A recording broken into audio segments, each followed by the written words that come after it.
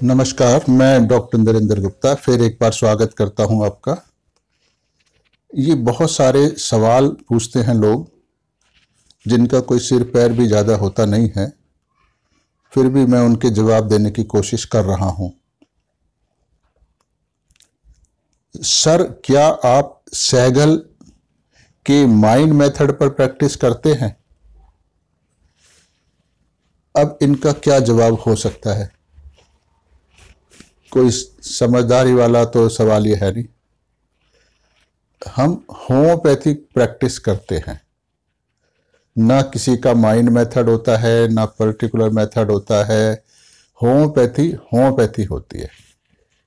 अब लोग अपने किसी स्टाइल को, जिसे कहना चाहिए सीमित, लिमिटेड लर्निंग ऑफ होम्योपैथी, उस स्टाइल के हिसाब से प्रैक्टिस करने लगें तो वो उसको अपना नाम दे देते हैं।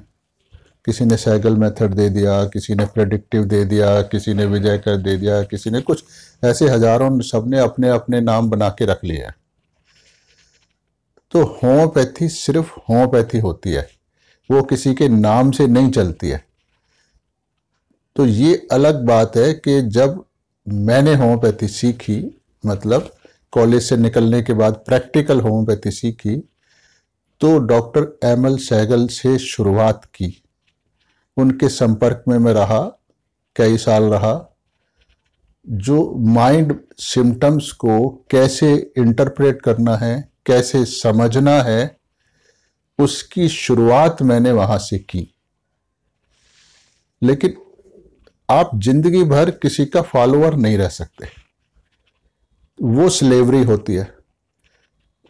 तो आप कहीं से कुछ सीखते हो, उसके बाद आपकी अपनी समझ होती है, जिसके हिसाब से आप उस सीखी हुई चीज को आगे बढ़ाते हो, या तो उससे और एडवांस लेके चले जाते हो, या जो वहां से सीखा है उसको भी डिस्टॉर्ट करके प्रैक्टिस करने लगते हो।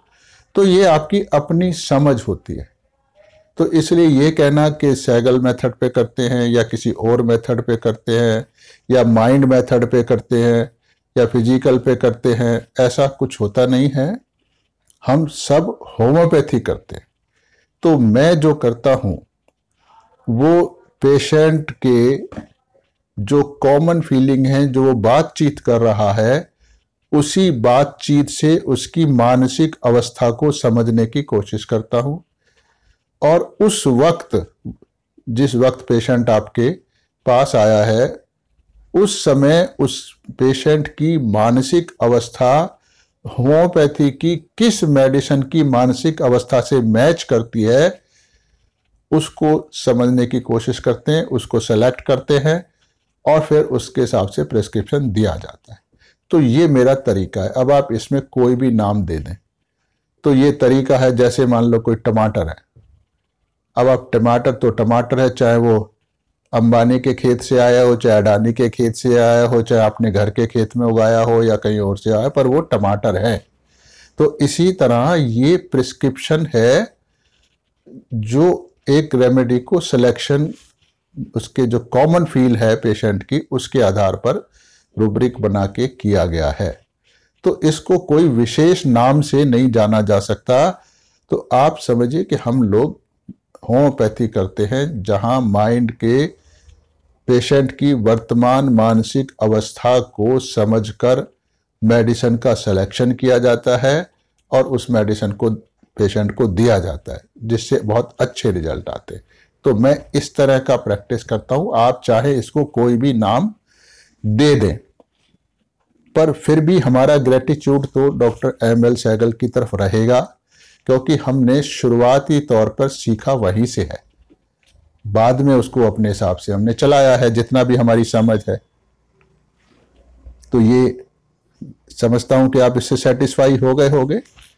अगर नहीं भी सेटिस्फाई हुए तो कोई बात नहीं, आप अपनी अकल लगा के इसको समझने की कोशिश करें। एक और नमस्कार, मैं डॉक्टर नरेंद्र गुप्ता एक बार फिर आपसे प्रार्थना